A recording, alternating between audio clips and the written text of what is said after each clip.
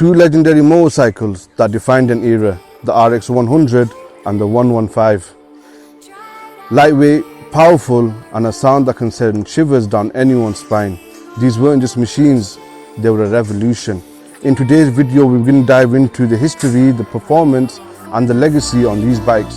So of course, we're going to be taking the pretty old 115 on a test drive. But before we get into all that, let's get onto the specs of this bike, on both of these bikes actually.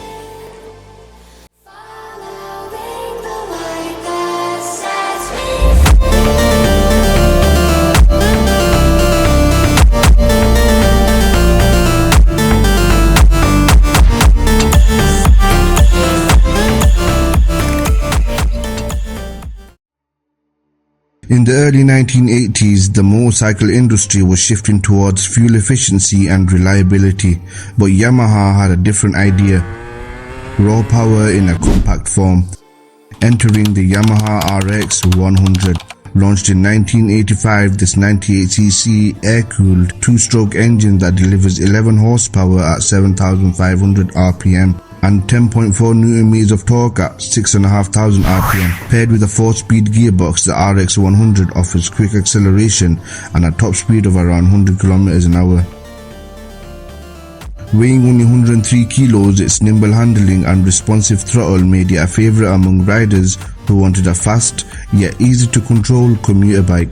The RX100's instant throttle response and signature two-stroke exhaust note added to its appeal, making it a street icon in its time. This two-stroke beast was light, fast, and had a power-to-weight ratio that could embarrass much larger bikes. It became an instant favourite in markets like India and Southeast Asia, offering unmatched acceleration and durability.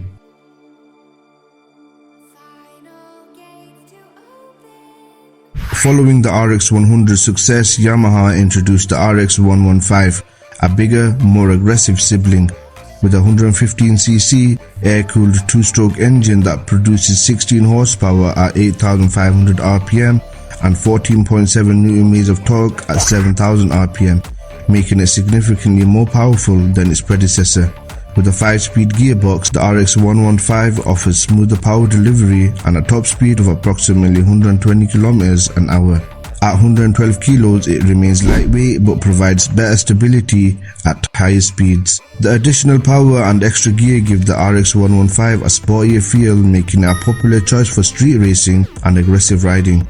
Its improved torque output also ensures stronger mid-range acceleration, setting it apart from the RX100 in terms of raw performance and versatility. This bike wasn't just about city commuting, it was a pocket rocket that racers and street riders fell in love with. Its lightweight chassis and quick throttle response made it a street racing icon, particularly in countries like Thailand, Indonesia, and the Philippines. But the glory days of these two-stroke legends were short-lived. Stricter emission norms and the rise of 4-stroke engines meant their production had to come to an end. By the early 2000s, the RX series had become a collector's dream, with enthusiasts restoring and tuning them to this day. So now we're going to take the RX115 on a first drive and give you guys my first impressions on what this bike is like to ride.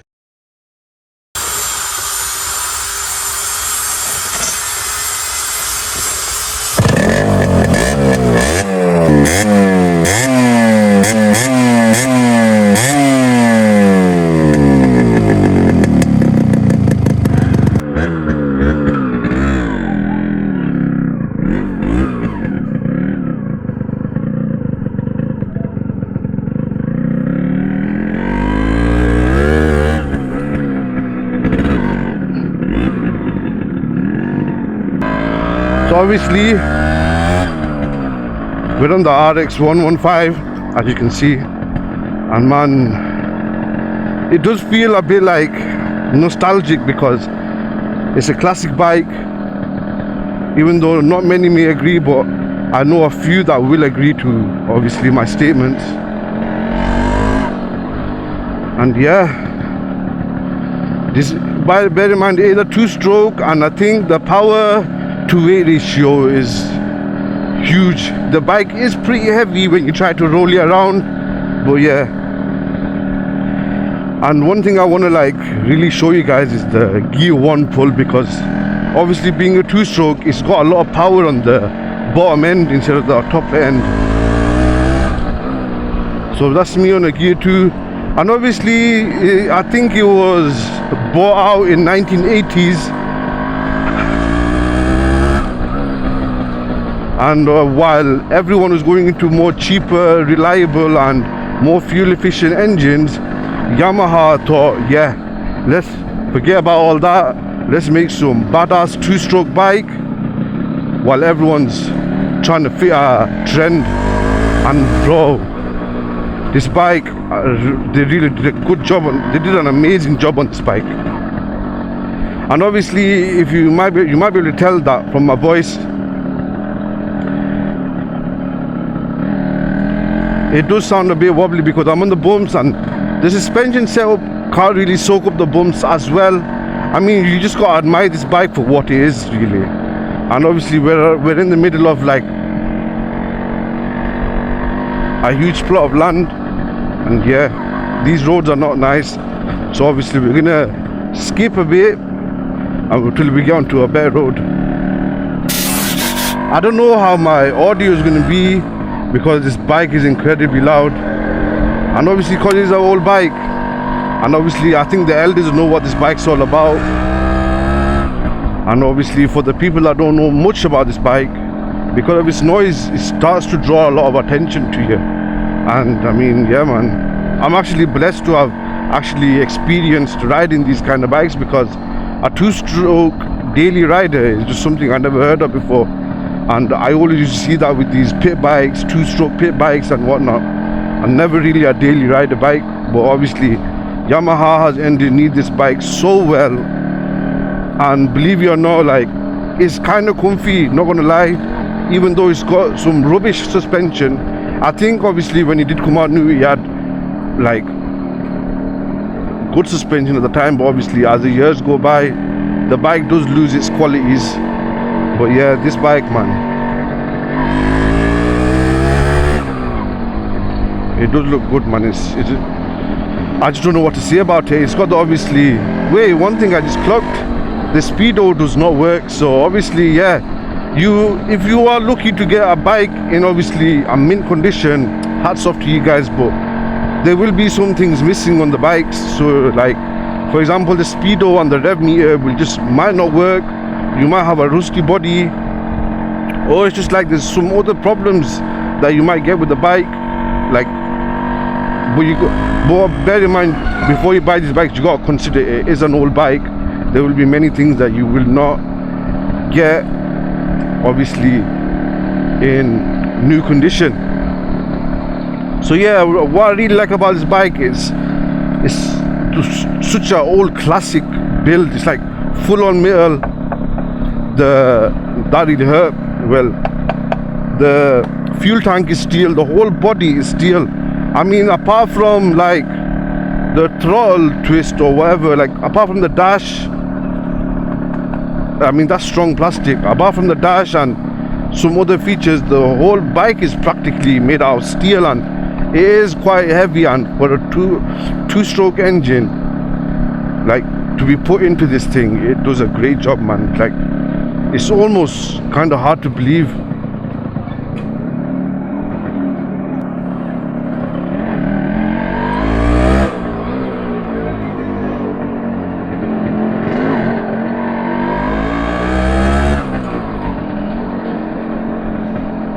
I mean, yeah, so as I was saying, the bike obviously is heavy. It's not, I mean, for its time it was lightweight, but for now standards it is pretty lightweight compared to the newer bikes. But obviously for its steel body and whatnot, it's not really that lightweight as you'd expect it. And I mean, this is a 1980s bike, so you gotta expect it from these kind of things. They never really had the technology to make strong lightweight materials, or to even mine for them or whatever, like search for it. And obviously the throttle twist, when you twist the throttle, I mean, there is slightly a delay, because obviously it's a ride by wire. Even though it's a ride by wire, there should have been a better response, but it's a two-stroke, it's an old bike. It will need a lot of maintenance for it to obviously ride like new again.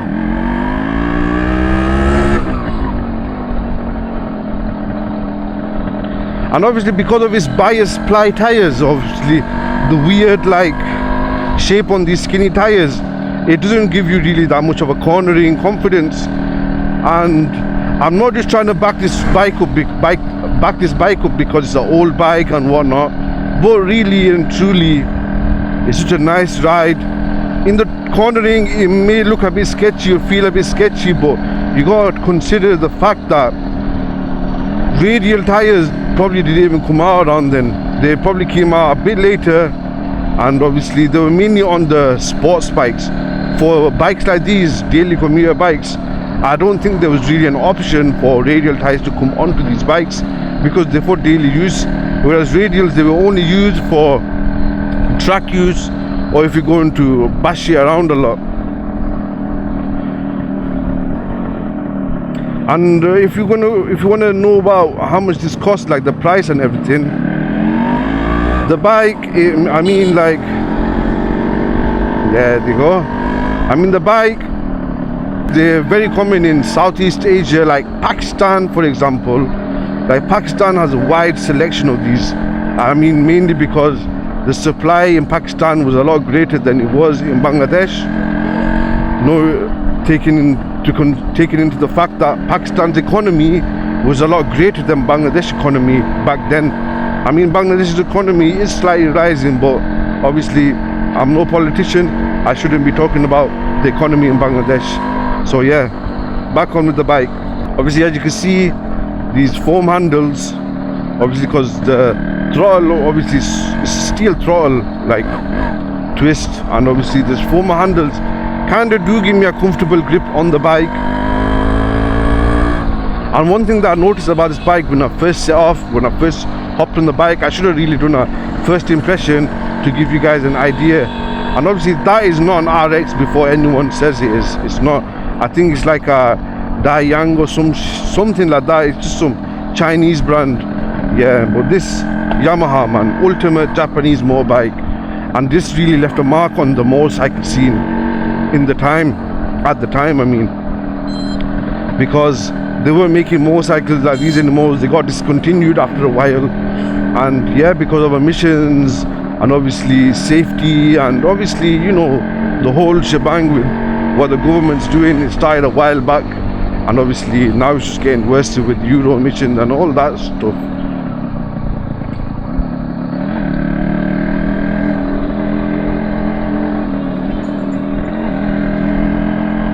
So yeah, the RX, man, really like this bike.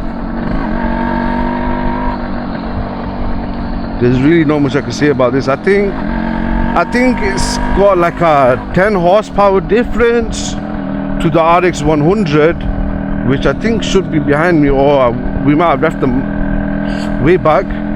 But yeah, I think it's got a 10 horsepower difference. I think it's a bit up on the size as well. You guys will know before. You guys will know already, because obviously I would have already read the specs out for you guys before I even hopped on the bike.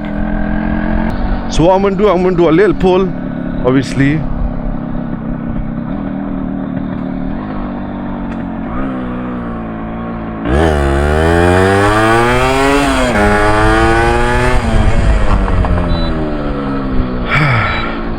I mean, the front lifts, man, it does a good job, man. I mean, for my weight, I am over 100 kilos.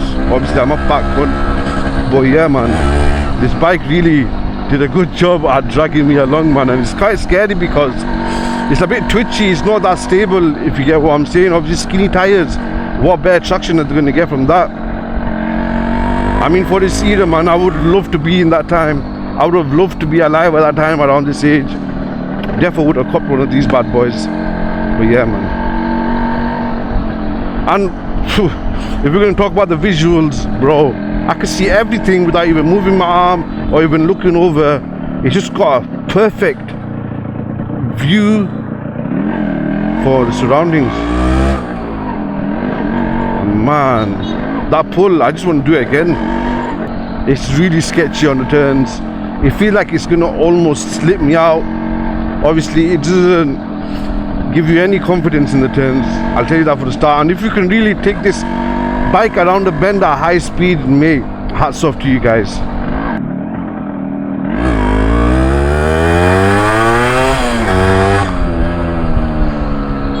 Yo, this bike is really enjoyable, man. And as I was saying,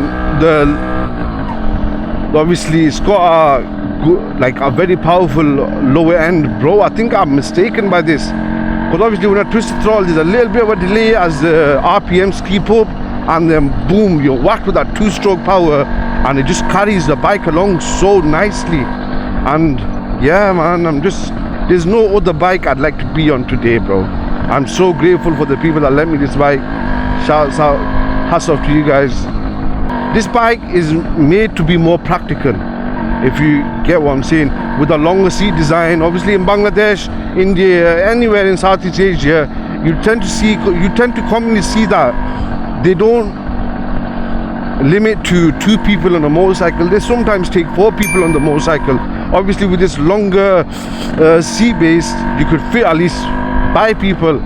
I'm pretty sure I've seen 5 people once. And yeah, man, it's no joke, these bikes. I mean, man, it's got drum brakes at the front, and this kind of power that it delivers so quick. How would you brake in time? Obviously the suspension is really dodgy, old bike of course.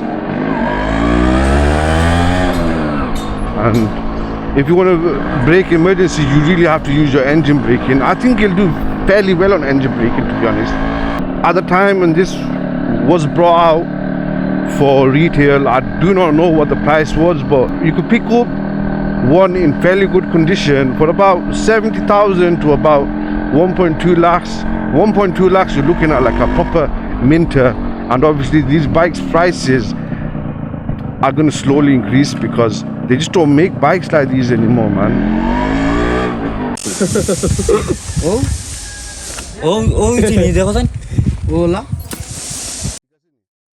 The Yamaha RX100 and the RX115, even though that they're from a whole different legacy, they left a huge mark in the motorcycle scene. Obviously, there's not much I can say about these bikes. If you get your hands on these bikes, do make sure you do, because you'll understand why these bikes are so hard to forget, and mainly why they refuse to be forgotten. So if you like this video, please give it a thumbs up, subscribe if you're new, and share it with your friends and family. And I will catch you guys on the next ride. Peace. Obviously we're going to do a quick little pull on this bike, so let's go.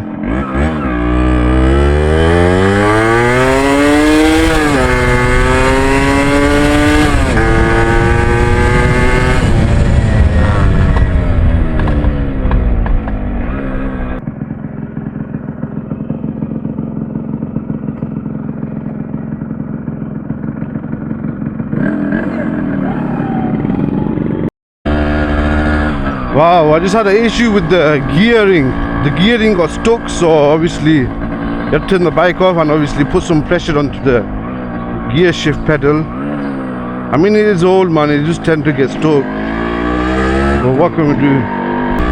So now we're going to take it easy, man. We're just going to take this bike, get it filled up, and obviously give it back to the kind owner for letting me ride this bike.